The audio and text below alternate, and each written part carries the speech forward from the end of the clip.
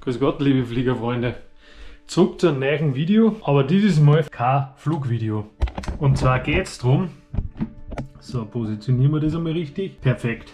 Jeder hat vermutlich schon mal am Startplatz oder beim Fliegen die No-Off-Season-Buffs gesehen. Und wer es nicht weiß, das ist die Marken vom Loidelmax. Ja, letztens habe ich ein paar Leute gesehen, die was das weiße Buff gehabt haben. Jetzt bin ich mal auf die Homepage gegangen und alle Produkte und habe geschaut, was das Buff kostet. Aber jetzt kommt's, ja, das ist gesperrt. Und zwar muss man gewisse Sachen machen, dass man das kriegt. Unter anderem zum Beispiel 80 Kilometer laufen, das fällt einmal weg. Bei 80 Kilometer, ich glaube, da bin ich tot. Oder 300 Kilometer Radl fahren. Oder 8848 Höhenmeter wandern. Oder 250 Kilometer fliegen. Tja, 250 Kilometer fliegen fällt einmal flach. Weil meine längsten Streckenflüge waren bis jetzt, glaube ich, 70 Kilometer. Dann Everesten fällt einmal flach. Dann Laufen, wie gesagt, fällt flach. Bleibt nur mehr über 300 Kilometer Radl fahren. 300 Kilometer. Ich habe mir das jetzt angeschaut und kann euch das sagen. Das ist halt einfach einmal von mir daheim, ich wohne in Gmunden, also Nähe Gmunden, Richtung Wels, Richtung Linz und dann bis nach Wien am Stephansdom. Also Ziel ist echt, man sieht 298 Kilometer bis nach fucking Wien im Radl. Ich alleine. Das ist eigentlich so die dumme Idee schon wieder. 300 Kilometer. Nur, dass ich das in weiß kriege. Ich zeige euch jetzt, was ich alles dabei habe. Also, und zwar Motivationssticker, der kommt jetzt halt nur aufs Radl auf. Dann habe ich Powerbank, Socken, ein Haufen Gels und Riegel, Magnesium, Cash, falls irgendwo kein Bankomat nehmen, Helm natürlich, Trinkflaschen, Sonnenbrühen, AirPods, Kabel, Schuhe, Hosen und einen kleinen Rucksack. Das ist einfach verrückt. Das ist einfach verrückt. Und da steht der Drahtesel. Da kommt mein Handy drauf, da kommt Powerbank rein, da kommt die ganzen Riegel, kommen alle da rein, Trinkflaschen. Ich werde mich jetzt halt noch ausruhen und wir sehen sie spätestens, wann der Wecker läutet.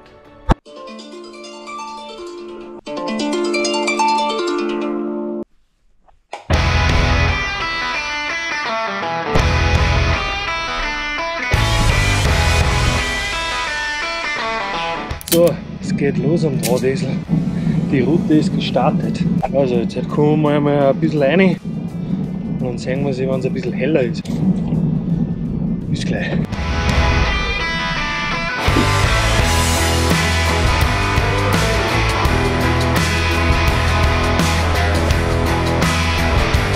So eine gute Planung. Im Rennrad am Schoderweg. Wo führen das jetzt noch hin? Zum Plotten vermutlich. Jetzt geht es im Wald auch noch rein.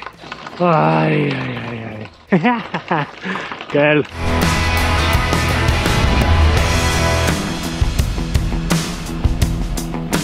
So, kleines Zwischenupdate vom Anzeigen-Hauptmeister. Also mittlerweile 43 Kilometer gefahren in 2 Stunden. Eigentlich ganz gut in der Zeit. Jetzt haben wir das Waldgebiet verlassen und jetzt kommen wir heute, bevor das ein Unfall war, jetzt komme ich nach Wels. Jetzt geht die Stadt los. Jetzt muss ich durch die Stadt, hinten um, dann wieder aufs Land. Wenn ich dort bin, mache ich mal die erste kleine Pause. Ich hätte gesagt, so bei Kilometer 50, 55. Schub. Weiter geht's.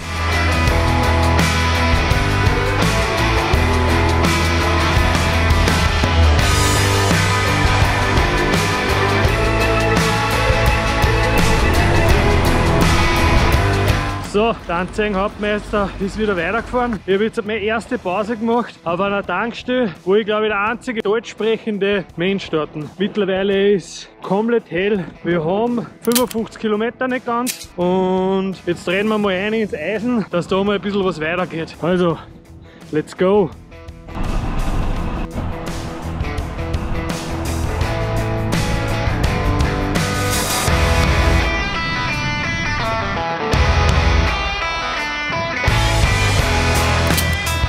Angekommen in Linz, jetzt geht es durch die Innenstadt, dann auf die Donauländen und dann ziehe ich dann einmal gleich einmal das lange Leiberl aus. Jetzt wird es dann schon langsam warm. In der Früh war mir noch relativ kalt, aber jetzt wird schon nicht zu kalt und nicht zu warm. Und ich hoffe, dass der Westwind jetzt dann voll einsitzt, der was mich dann einfach nach Wien schiebt. Aber dabei haben wir gar keinen Wind. Jetzt einmal durch die Innenstadt.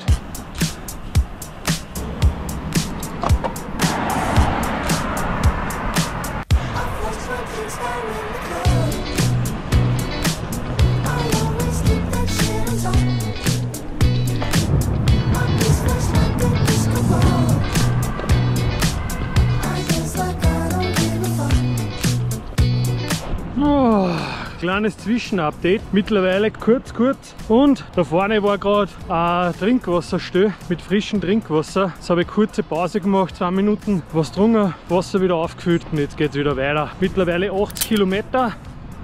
Bei 20 Kilometern machen wir die nächste kurze Esspause. Riegel, Gel, Wasser und dann geht es wieder weiter.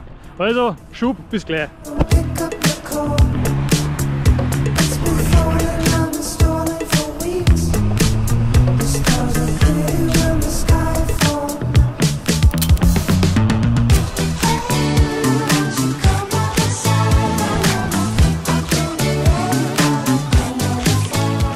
Das erste Drittel habe ich. 100 Kilometer sind am Radl. Ich bin in Mauthausen.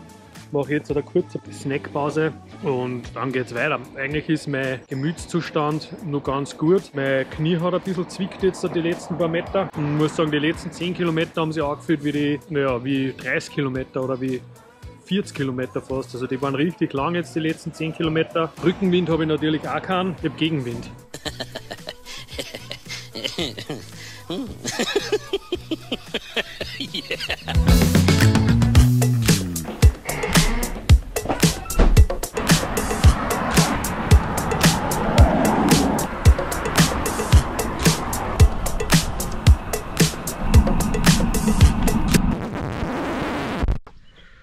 Ja, also, da liege ich.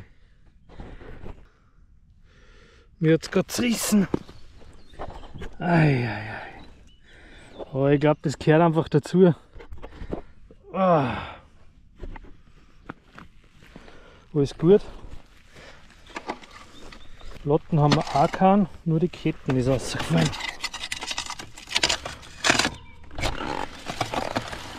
Okay, das funktioniert auch wieder. Ah, fuck. Ja. Volle Hütte zerrissen.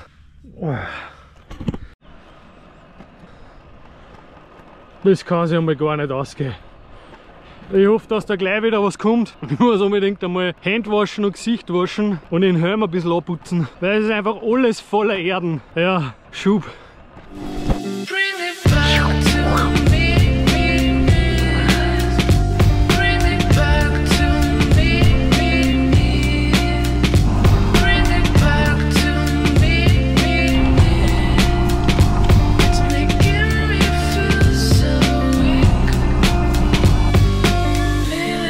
Kilometer 142. Also jetzt habe ich dann fast die Hälfte. Bin gerade bei Grein vorbeigefahren und eigentlich ist noch alles tippitoppi.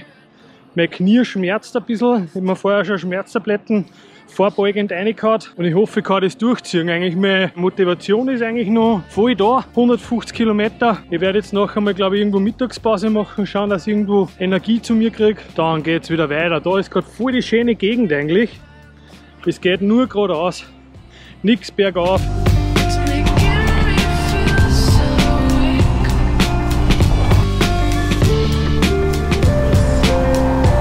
...160 Kilometer sind im Kasten.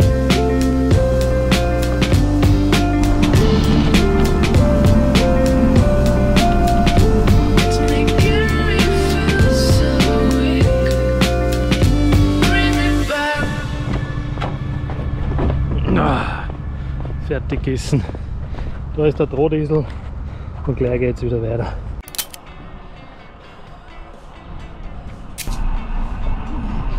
Wenn man da jetzt so hinter mir schaut, dann schaut es da echt schwarz aus. Und wenn das wirklich in die Richtung geht, dann kann es sein, dass es wirklich nur zum Regen anfängt. Verdammt. Aber dabei ist es noch nicht so weit und dabei radeln wir noch rein.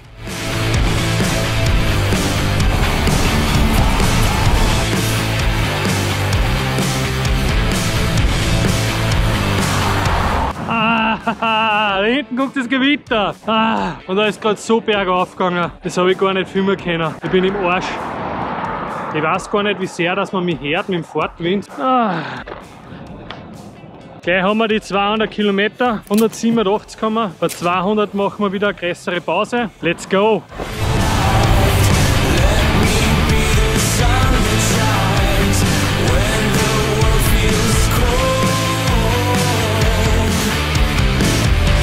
Boah, 200 Kilometer habe ich geschafft. Gestört, oder? Jetzt mache ich gerade Pause. Ringer Nummer 1 ausgegangen. Ringer Nummer 2 ausgegangen. Dem Freund, also Riegel habe ich mir reingeschossen, Gel habe ich mir reingeschossen. Da ist noch was drin. Jetzt warte ich nur 2 Minuten, dann fahre ich weiter. 100 Kilometer habe ich noch vor mir. Das ist jetzt sowas wie Endsport. Der Regen hat sich voll verzogen. Es ist, ich sag's euch, da ist ein bisschen was, also ich fahre in die Richtung dann. Da ist noch ein bisschen was, aber da hinten easy cheesy. Da geht es um gar nichts mehr. Das schaffen wir jetzt noch. Mein Knie tut noch immer weh. Aber ich fühle mich jetzt halt so eigentlich ganz fit, muss ich sagen. Also es wird halt jetzt schon ein bisschen zart, ich weiß nicht, ich tue ein bisschen Musik hören, vor allem am Podcast auch gehört.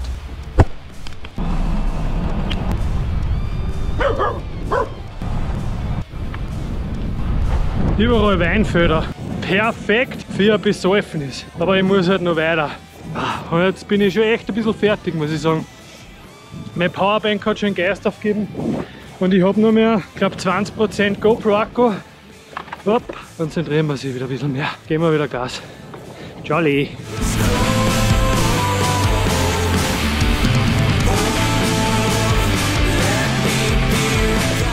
bin sogar, ich bin echt so düt im Kopf. Kleine Geschichte zu Österreich.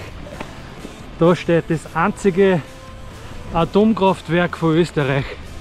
Das haben sie aber nie eingeschaltet. Sie wollten ein Atomkraftwerk bauen und haben es dann nie eingeschaltet. Jetzt steht es da.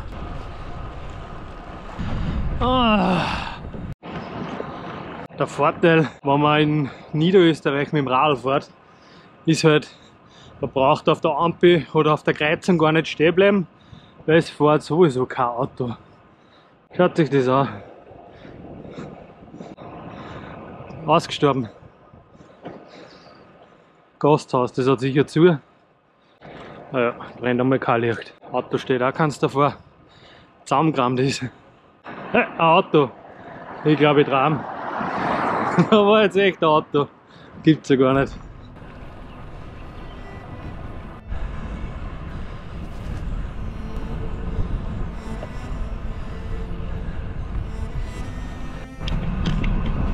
Jetzt bin ich gleich in Wien erst. Urleibend. 275 Kilometer bin ich schon gefahren, sprich 25 Kilometer muss ich noch runterbrauen. Das schaffe ich noch. Aber jetzt bin ich echt schon gar fertig mit den Nerven. Schaut mir an, wie ich ausschaue. Komplett zerrissen, verschwitzt. Ich sitze jetzt seit 12,5 Stunden am Rad. 12,5 Stunden durchgehend pedalieren. Ich bin gar.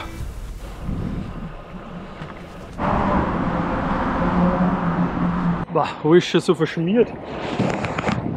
Sogar die GoPro hat schon was mitgemacht heute. Ja, jetzt wird schon dunkel. Es ist schon fast dunkel. Und Kilometer 294. Jetzt ist es nur mehr genießen. Jetzt weiß ich, dass ich es schaffe. Jetzt kann nichts mehr passieren. Die 6 Kilometer gegangen, die zu ist auch. Jetzt genieße ich es nur mehr. Da geht jetzt gerade 4. Da fährt die U-Bahn.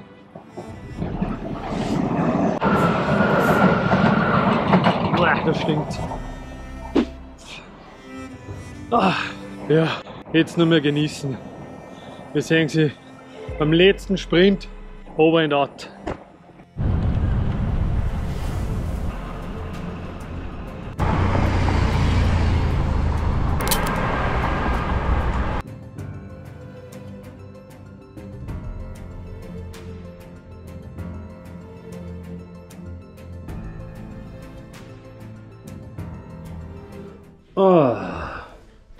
So, liebe Leute, es ist mittlerweile der Tag danach.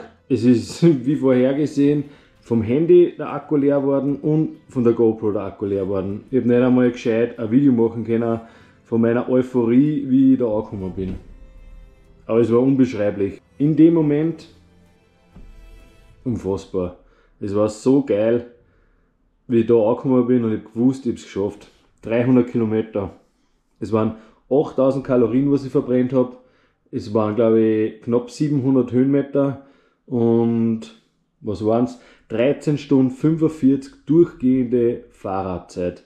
Also durchgehende Zeit, als ich am Rad gesessen bin. Ich bin um 5 Uhr in der Früh weggefahren und bin um 10 Uhr auf die Nacht dort angekommen. Tja, also muss ich echt sagen, danke Martin und Jasmin, also Freund von mir und eine Freundin von mir, die haben mich einfach abgeholt. Die haben mir gewartet in Wien. Ich bin mit 1% Akku nach Wien gekommen, die haben mir einen Standort geschickt, wo stehen und ich bin hingekommen und der Akku war gar. Also ich glaube, ich war verloren gewesen, wenn das nicht irgendwie zusammengespielt hätte. Und wir waren dann um 2 in der Früh daheim und ich bin ins Bett reingeflogen und empty. Heute, meine Zustände sind halt echt, also mein Kreislauf spürt sich gar nicht, also mir ist die ganze Zeit schwindelig, ich habe voll Kopfweh, meine Zehenspitzen, das ist wahrscheinlich wegen die Klickpedale, weil du die ganze Zeit vorne stehst, also ich spüre meine Zehenspitzen immer von den großen Zehen und ja, mein Arsch, der schaut aus wie von einem Pavian. Also das Rad habe ich schon in den Keller gebracht, ich habe mich jetzt dann nochmal ausgeschlafen gescheit und das Rad schaue ich sicher jetzt einmal einen Monat nicht an. Aber, was da wir nächstes Jahr? Everesten. Wir sehen sie beim nächsten Video.